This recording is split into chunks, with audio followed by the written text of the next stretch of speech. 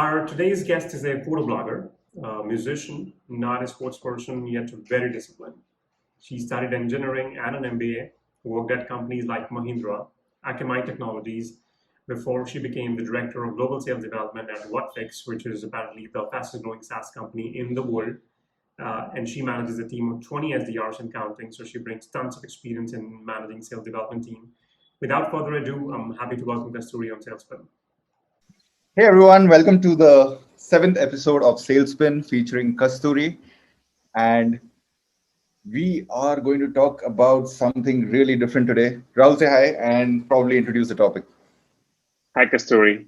Hi, Kaushal. Before we start, I think I do have a question. This question I ask all my interview candidates. What does Kasturi mean? Because from where I come from, it's a spice.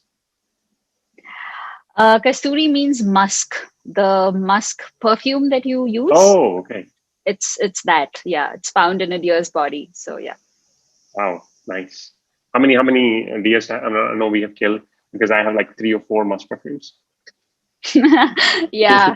Okay, cool. I think today's topic is gonna be pretty interesting. So Kasturi, I think we met briefly when you were on Anupreet's show, Rambling Session. Yeah. And I think I really like your ideas. I really like your approach, your thought process. And that was a no-brainer to bring you on the show.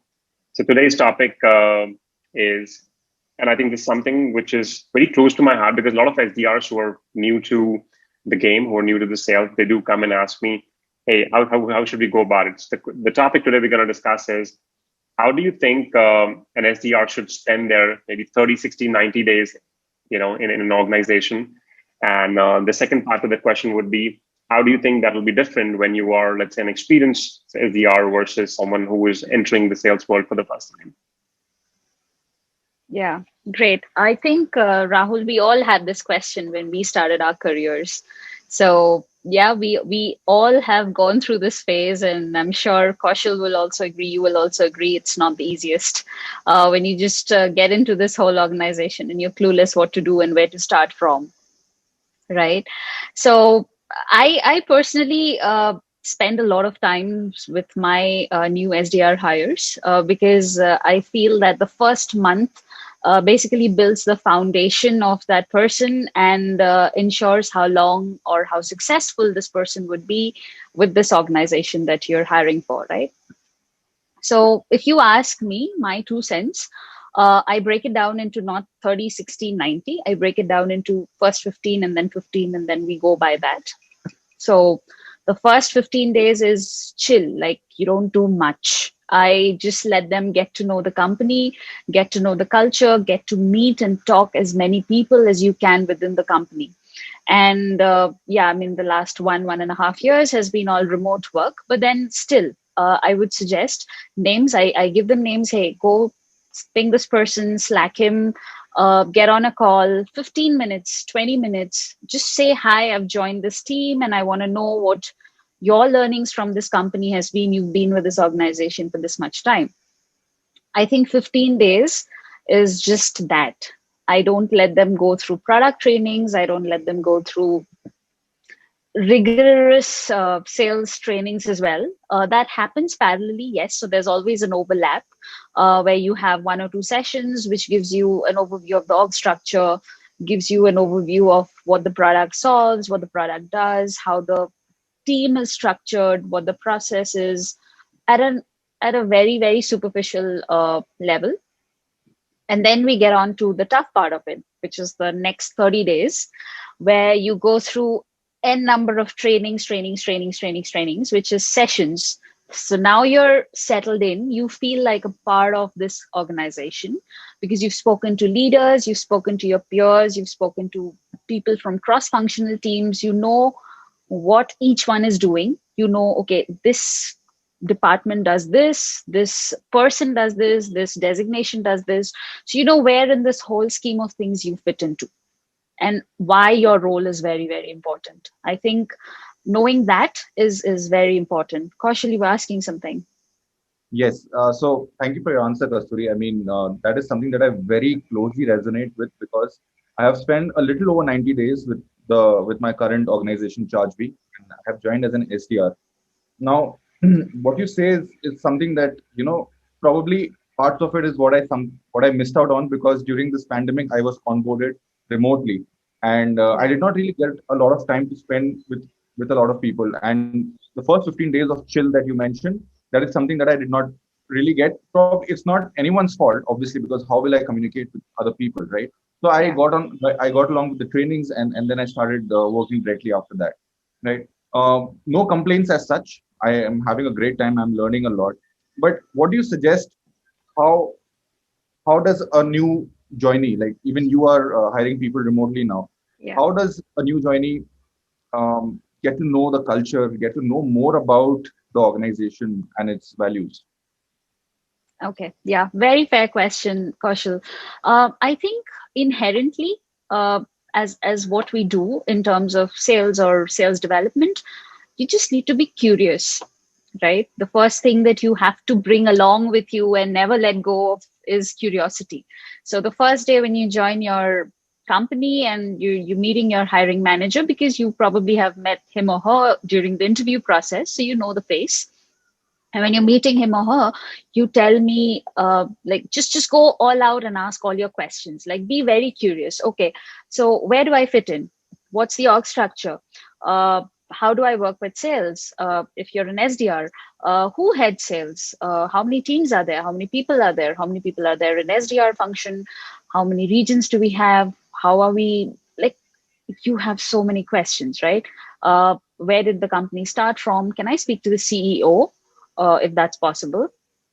Can I speak to the CTO and understand where the product vision is going? Can I speak to someone from the products team? How do we do services? How do we do professional services? How do we sell? What happens after we sell? How long does a sales cycle take?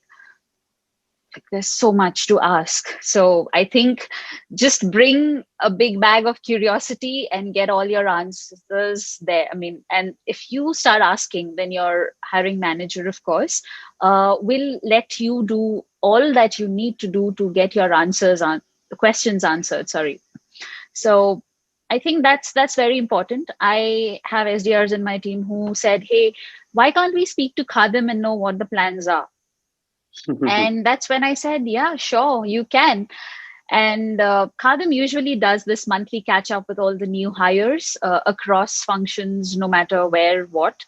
But I said, yeah, of course, you can Slack him, write him an email, and I'm sure he will respond. And, leaders who've been in this industry, or leaders who are leaders in the true ethos of it, they'd be very welcoming to these emails. You can just drop a note that, hey, I wanted 5 minutes of your time to maybe talk about this. I had some questions that I wanted to hear from your perspective and not from anybody else. So yeah, I mean, Whatfix or even the previous organizations that I have been with have been very open organizations. So I've definitely not faced that problem about on reaching out to people. But you should definitely try that. Got it. I do have a further question on that, Kasturi. So I think you both are probably coming from companies which are well established, where there's already a function.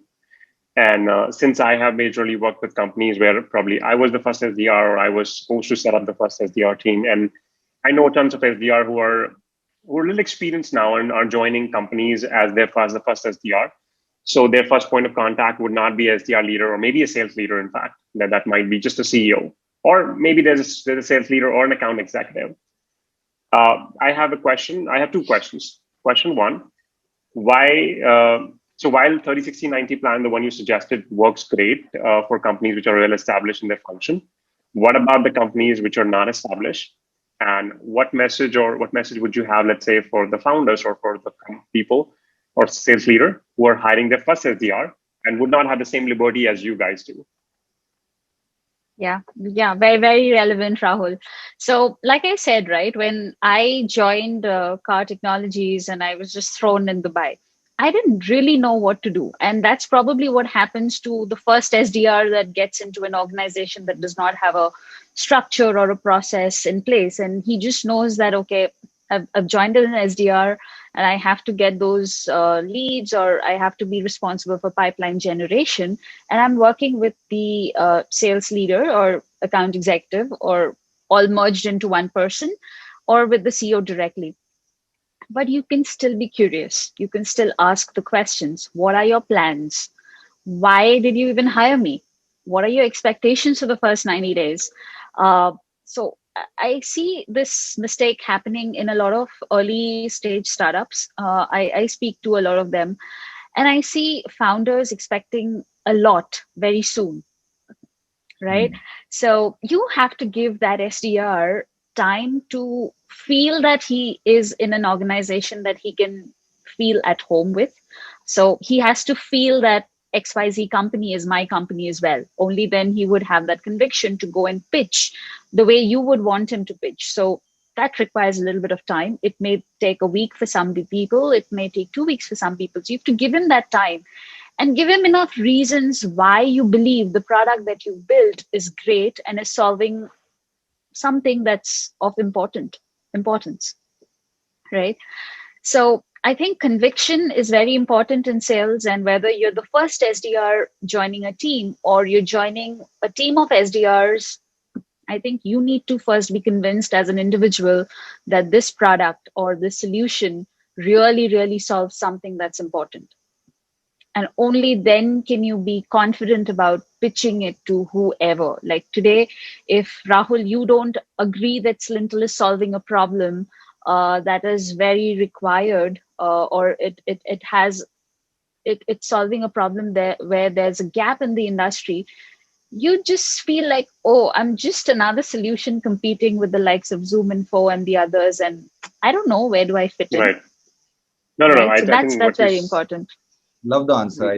I have to say this. I really love the answer because I can relate so much to it. Before I joined ChargeBee, I was actually doing a lot of research on SaaS companies, right? And I think I had a conversation with Rahul as well when I was switching my jobs, and I was considering working with Rahul as well, and I was considering ChargeBee. And then the final decision actually boiled down to the product that I would be selling. So that's what I told Rahul as well. I really believe in fintech and I really believe in SaaS. So probably that's going to influence my decision in going to work for the company that I choose to. So you just validated my beliefs. So thank you so much for that.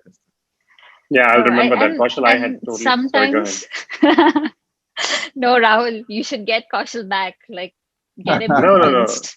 I will remember that he chose ChargeBee over my company. So yeah, I actually totally forgot about it, but thank you for reminding me. Yeah. Yeah, Rahul, No, you had a question. I've heard a lot of SDRs come and ask me, like, okay, I don't know why I feel demotivated, but I am not happy. Okay, and then I say, okay, what's your problem? Like, I don't like cold calling. Why don't you like cold calling? You've been cold calling for like 2-3 years and you've been successful. So what changed here? No, I don't know. The product is too difficult. Like, or I don't know what to say. Like, okay, if you dig deeper, no, you will just find that they still don't understand the problem they're solving. They still don't understand how important SDR function, at least for new products, new companies, new categories like ours is, because you're creating that whole need. It's not existing already.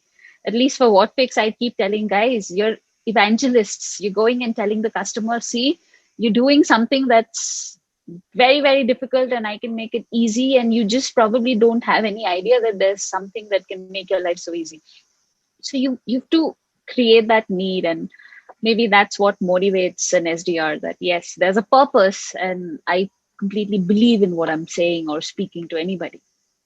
Yeah, I think I can totally relate to this. So I'll recall an example which happened recently with Slintel. So since I'm in sales, and of course all my we are all in sales, right? So we are part of, like, I don't know, 6 or 7 sales communities, right? And I'm probably active in 3 or 4. On one of the sales communities, there was a guy who was trying to chase a prospect, and who had $100,000 deal going on, and probably trying to get a hold of him, or probably trying to. I'm pretty sure he mentioned 100,000, and he had tried all our competitors to find the number of that person. Okay. And this was like a post from 2 or 3 days ago. So when I got a hold of this post, the post was already old, and people tried different tools to find the number. And 3 days later, I used our own tool and sent him the screenshot of the number, all the numbers I could find on our tool, and I also sent him a screenshot of the Truecaller showing that this the number we have actually accurate. So this number did belong to that person. And this was like a direct number. I'm pretty sure he was able to find the number, find the contact of his wife probably, and somehow got the cell phone number either way. But the point I'm trying to tell you is, so this story, when I shared within our group and within our channel, so people were able to relate. Okay, you know what, our tool is actually does what we claim that it does. So if we say we provide you good direct numbers, we actually do that.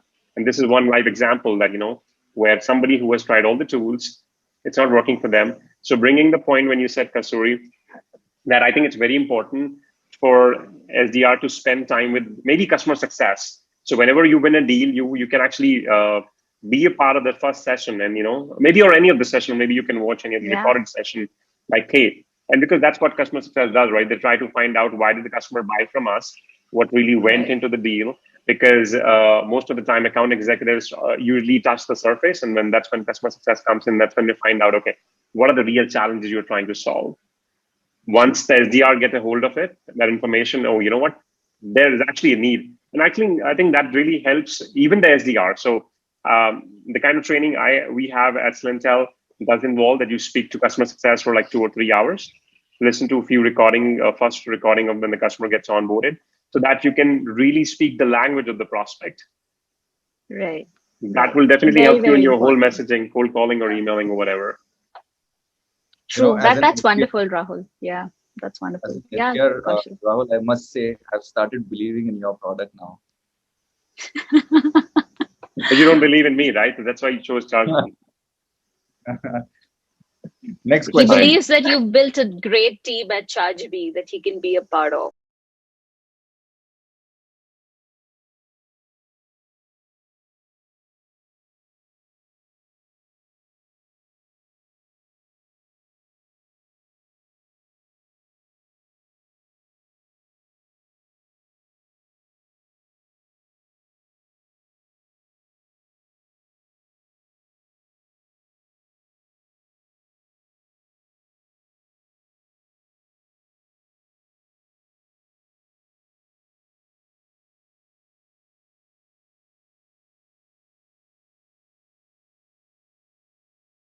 In the world. Okay.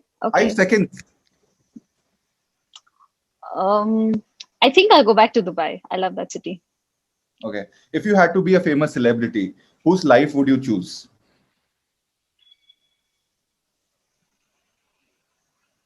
Wow. Very, very difficult questions, Kaushal. I've never really thought about it. It's not difficult. Come on.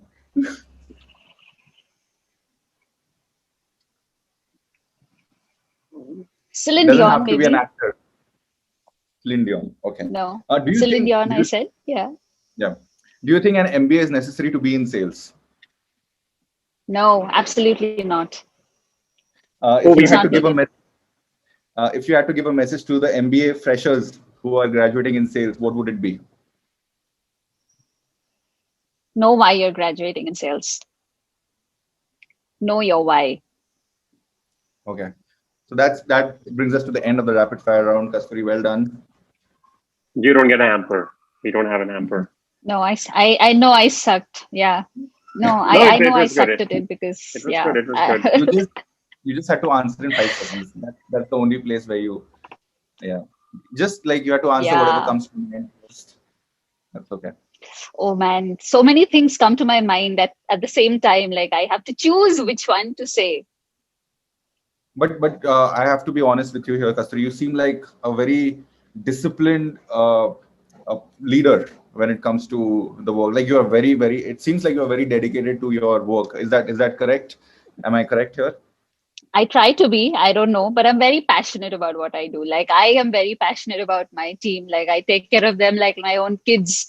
Like nobody can say anything to them, and I would just protect them. So that's me. But yeah, I enjoy what I do, and I think that makes it very easy for me. I can agree to that. I'm starting to believe in the Watrix product also now. Yeah, sure. You know that I know everybody at ChargeBee, and I can send this recording right away. Oh man, you're using that line too often now. That's okay, Kaushal. You have like so many other places to be in, even if things don't go well in ChargeBee. But you don't want to burn the bridges. You don't want to burn the bridges. No, I won't burn the bridges. It's a small industry. Remember that. So tomorrow, you never know. And the industry is only growing. tomorrow you'll have 15, 20 more SaaS unicorns in India. But So, people will come to me for feedback. I can give feedback as well. I can tell, hey, I know Kaushal. Okay. Yes, making some space in the SaaS industry. Yo. All right, I think guys, that brings us. Yeah, I'm sorry. I think we forgot to touch that part, but that's okay. I mean, we can probably touch that another time. I wanted to talk about the MBA thing. Maybe we could have actually made a clip out of it. Like, so I'm like totally against MBA. Okay, I nothing against MBA or nothing against the people, but yeah, I think I am against MBA. And this is something which I used to be very vocal when I was at when I was at Buttfix, because we used to hire a lot of MBAs, and I would ask this question to everybody. You spend 15 lakhs or 20 lakhs to get here. You could have actually done without it. You could have actually spent 20 lakhs in probably getting the best sales leader and, learning the trade, and you would actually have a better job than you're actually interviewing right now for. So of course, there are other answers which I agree with, and which is like networking, which is like, of course, you get to learn. But Rahul, let me. Sure, go ahead. I'm sorry. Finish. Sorry, I No, I was saying that. No, you know why? Because people don't know. Go ahead. Sorry. It's a lag in the network. Go ahead. Yeah. No, you go ahead. Okay. So I was saying people don't know that they will be interviewing for a sales role before they get into the B school. Absolutely. So they don't realize, and they don't know, okay, they could have spent those 20 lakhs to talk to maybe an IT sales leader, or talk to an FMCG sales leader, or talk to a finance guru if they wanted to do finance, or a HR leader, but they don't know what they want to do. And trust me, being in PlaceCom and getting the batch placed and all of that, 70% of the MBA grads, even when they're coming out of their MBA degrees, they still don't know whether what they're doing or the job that they have is their calling, or they're going to sustain that, or if they're passionate about that. So that's the problem, Rahul. And if somebody can find their whys and their passions much earlier in life, just makes all of this so much more simpler. I'm thinking of probably organizing a career session for people who are trying to get into B school, maybe like a video, before you get into B school, watch this video. And that's when I can probably, spill all the nuggets and save them 20 lakhs. And I can probably charge like 1 lakh for that video. Go ahead.